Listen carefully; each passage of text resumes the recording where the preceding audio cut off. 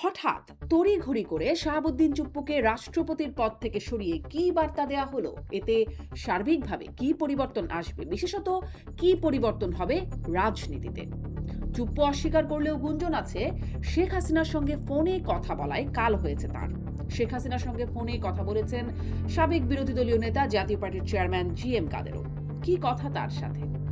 2008 সাল থেকে কখনো জোটে কখনো সমঝোতায় নির্বাচন করে আওয়ামী লীগের সঙ্গে ক্ষমতা ভাগাভাগি করেছে জাতীয় পার্টি। এখন আওয়ামী লীগ যখন নির্বাসিত, ভারতে আশ্রিত শেখ হাসিনা দিচ্ছেন দেশে ফেরার বার্তা, তখনও কি তাদের সহায়ক হচ্ছে দলটি?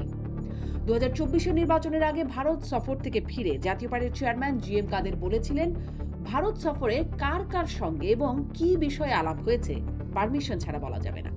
এখনো কি তেমন কোনো বার্তা দিচ্ছে ভারত?